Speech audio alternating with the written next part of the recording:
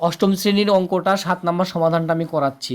প্রশ্নে বলা ছিল এর মানে ৬৯ এর স্থান বিনিময় করলে ৬৯ এবং এই সংখ্যাটির স্থান বিনিময় করলে যেভাবে আমি পড়ছি আর কি, এর স্থান বিনিময় করলে যোগফল যেটা হবে এটা ১১ এর গুণিতক কিনা সেটা। তবে অঙ্কটা একটু বড় হবে, কষ্ট করে দেখেন।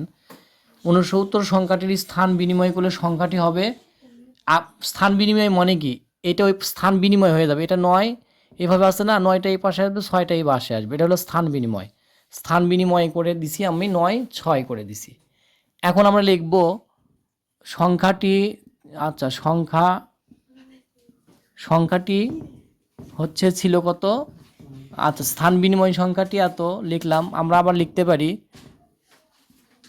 স্থান বিনিময় সংখ্যাটি ৯৬। আর শুধু সংখ্যাটি ছিল কত, সংখ্যাটি ছিল হচ্ছে ৬ ৯ মানে ৬৯, এটার যোগ করতে বলছে। তাহলে আমরা যোগ করব, যোগফল নিশ্চয়ই আপনারা দেখতে পাচ্ছেন। যোগফল হলো কত, এটা ৯ আর ৬ যোগ করলে কত হয়, ১৫ র ৫ হাতে পড়ে কত ১, তাই না? তাহলে হলো ৭, ৭ আর ৯ কত হচ্ছে ১৬, তাই না? ৬৫, এটার যোগফল কিন্তু এত, কিন্তু এটা ১১ এর গুণিতক কিনা এটা কিভাবে বুঝবো? এখন আমরা লিখব, এখন সহজ নিয়ম একবারে, আমি সহজ নিয়মেই করেছি। ১১ দিয়ে ১৬৫কে ভাগ করব। অনেকে অনেকভাবে করছেন, আপনি এই অঙ্কটা দেখেন মজা পাবেন। একবার যদি দেই তাহলে বিয়োগ করলে আসে কত ৫৫, তাহলে কত হয় ৫ ১১ ৫৫, মিলে গেল। আমরা লিখতে পারি যেহেতু যেহেতু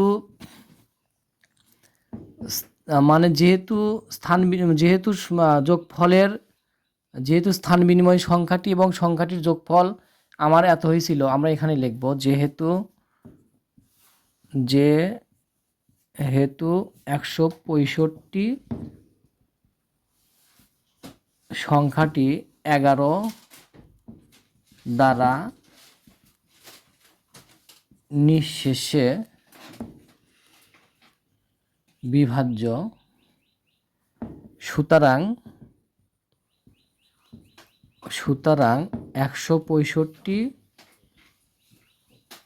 সংখ্যাটি ১১ এর গুণিতক। এটাই আমাদের প্রমাণিত। এটাই কিন্তু প্রমাণ করতে বলছে, প্রমাণিত মানে প্রমাণ করা হলো আর কি। এটা কিন্তু এইভাবেই বলছে ১১ এর গুণিতক কিনা সেটা প্রমাণ করতে বলছে। তো যাই হোক, এই ক নম্বর অঙ্কটা এতটুকু, এইভাবেই করলে আপনাদের সহজ হবে। অনেকে অনেকভাবে করছে, আপনারা এইভাবেই করবেন, খুব ইজিলি করতে পারবেন। বইয়ে লক্ষ্য করেন, খ নাম্বার অঙ্কটা করার আগে ভালো করে খেয়াল করেন। খ নাম্বার অঙ্কটা করার আগে দেখেন এখানে বলা ছিল প্যাটার্নটির কতম পদ ৩ক। এখানটির প্যাটার্নটির কতম পদ হলো ৩ক, এখানে দেওয়া আছে প্যাটার্নটির কতম পদ ৩ক। তাহলে প্যাটার্নটির ২০তম পদ কত হবে সেটা কিন্তু নির্ণয় করা সহজ করে দিছে। প্যাটার্নটির ২০তম পদ আসলে কত হবে, তাহলে আমরা ইজিলি করতে পারবো, তাহলে আমরা একদম সহজভাবে করতে পারবো যেহেতু আমাদের দেওয়া আছে। তো আসেন, তো এখন আমরা লিখব যেহেতু দেওয়া ছিল সংখ্যা প্যাটার্নটির ২০তম পদের সমষ্টি। আচ্ছা, সংখ্যা প্যাটার্নটির ২০তম পদের সমষ্টি। আমরা সমষ্টি নির্ণয় সূত্র কিন্তু জানি, কি জানি? আমরা জানি প্রথম পদ যোগ শেষ পদ গুণন, উপরেও দিতে পারেন পাশেও দিতে পারেন, পদ সংখ্যা। এটা কিন্তু আমরা জানি, পদ এখানেও দিতে পারেন বা উপরে দিলেও কোনো ক্ষতি নাই। তাহলে ২। তাহলে প্রথম পদ আমাদের কত ছিল? প্রথম পদ কিন্তু বইয়ে ছিল, দেখেন প্রথম পদ আছে ৩, শেষ পদ হলো আমাদের ৬০, আর পদ সংখ্যা হলো আমাদের ২০ ডিভাইডেড ২। তাহলে এখন যোগ করেন, ডিভাইডেড ২ এই দূরে যোগ করেন কত হয়, এখানে দূরে যোগ করলে হচ্ছে আপনার ৬৩ গুণন ২০। তাহলে কত হচ্ছে আমাদের ৬৩ গুণন ডিভাইডেড ২। এখানে যদি ২০ শূন্য দিয়ে একটা ইজি দেখেন, গুণ দেখেন, শূন্য আমাকে একটা বসে দিলাম, ৩ দুগুণ ৬, ৬ দুগুণ ১২। তাহলে এটা এখন যদি ২ দিয়ে এটাকে ভাগ করি, দেখেন কাটা ক্যালকুলেশন মারলেই চলে আসবে, তবে আমার এখানে ক্যালকুলেটর এখন ইউজ করতে পারতেছি না। 6 দুগানো 12, 6 আসলো 3, 3 দুগানো হলো 6, 0 0, 360। তাহলে এটা কত আসলো? 630, 630। এটাই হলো আমাদের খ নম্বর অঙ্ক, 20তম পদের সমষ্টি হবে। আমি আপনাদেরকে আজকে গ নাম্বারটা বা দেখেন, গ নাম্বারটা একটু শেয়ার করতেছি। অর্থাৎ গ নাম্বার অঙ্কটা আমি আপনাদের করাবো। এখানে বলছে সংখ্যা প্যাটার্নটির পাশাপাশি দুটি পদের যোগফল থেকে, এই যে সংখ্যা প্যাটার্ন যেটা আছে, এই প্যাটার্নটির পাশাপাশি দুটি সংখ্যার যোগফল থেকে নতুন প্যাটার্ন পাওয়া যায়, তার ক মাইনাস টুতম পদ নির্ণয় করতে বলছে। ক মাইনাস টুতম পদ নির্ণয় করতে গেলে আমাদের কিভাবে করতে হবে, আসেন বোর্ডে চলে যাই। আমি আগে লিখেই রাখছি, মানে প্রদত্ত সংখ্যা ছিল 3, 6, 9, 12, 15। তে পাশাপাশি দুটি সংখ্যার যোগফল এখন লিখবো। তো পাশাপাশি দুটি সংখ্যার যোগফল আমরা লিখতে যে পাশাপাশি দুটি সংখ্যার যোগফল লিখবো, লেখার পরে দেখেন এই দুটো যোগ করলে আমার 9 হয়, 3 আর 6 যোগ করলে 9, 9 আর 6 যোগ করলে হয় 15, আবার 15 আর 12 যোগ করেন হয় 21, 21 আর 15 যোগ করলে হয় 27। এইভাবেই যেতেই থাকবে, কারণ আমরা আর যাবো না, কারণ ওখানে বলছে ক মাইনাস 2 মাইনাস কতম পদের সমষ্টি কত, তো আমার অত দরকার নাই।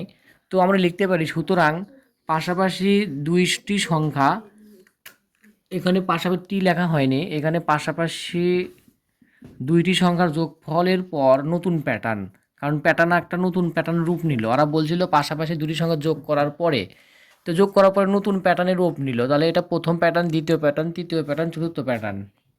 তো আমরা লিখতে পারি প্রথম সংখ্যা, তো যেহেতু প্রথম সংখ্যার নতুন প্যাটার্ন আমার 9 হয়েছিল, তাহলে আমরা 9 লিখবো। 9টা আসলো কীভাবে, দেখেন এখানে 3 কিন্তু প্রথম পদ, সো এখানে 9টা আসবে 6-এর সাথে যদি আমরা 3 যোগ করি, অর্থাৎ 6-এর সাথে 3 যোগ করলে কিন্তু আমরা 9 পাচ্ছি। সিস্টেমটা কিন্তু একই, আমাদের কিন্তু আগেই শিখছিলাম, প্রথমে যা থাকবে শেষেও তাই থাকবে। এইভাবে কিন্তু আমরা পদ সংখ্যা নির্ণয় করব। যেমন ধরেন পরে হলো দ্বিতীয় পদ, দ্বিতীয় সংখ্যা আছে কত, 15, তাহলে আমরা 6-এর সাথে কত যোগ করব, 6-এর সাথে আমরা হচ্ছে কত যোগ করলে 15 হবে, 6-এর সাথে আমার 9 যোগ করলে আমার 15 হবে, তাহলে 6 গুণন 2 যোগ 3, তাহলে কিন্তু 15 হয়, খেয়াল করেন।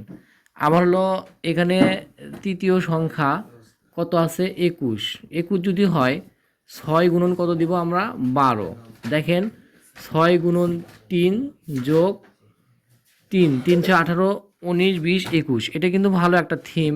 এবং চতুর্থ সংখ্যা হবে কত, 27, তাহলে 27 যদি দেখি 6 গুণন কত হয়, 6 গুণন হচ্ছে 6 গুণন 15 হলে আমাদের, সরি,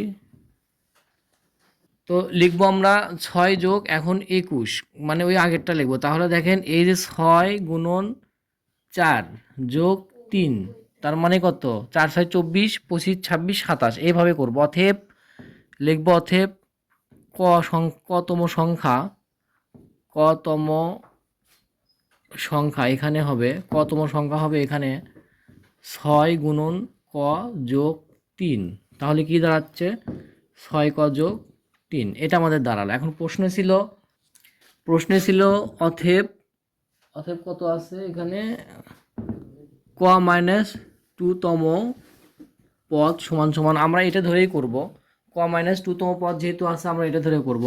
তাহলে 6 ক যোগ 3, এখানে কর মান কিন্তু বের হয়েছিল, এখানে এখানে কর মান আমরা এখান থেকে নিব, কর মান কিন্তু আছে কত, ক মাইনাস 2, তাহলে 6 গুণন এখানে লিখব ক বিয়োগ 2 যোগ 3, তাহলে কি দাঁড়াচ্ছে, এই দুটো যোগ করি, 6 ক আর হচ্ছে 6 দুকানো 12 মাইনাস 12 যোগ 3, 3ই থাকতেছে, তাহলে 6 ক বিয়োগ 9, কারণ কি এখানে প্লাস আছে এখানে মাইনাস, প্লাস মাইনাস হয় মাইনাস, বড় সংখ্যার আগে মাইনাস, তাই মাইনাস।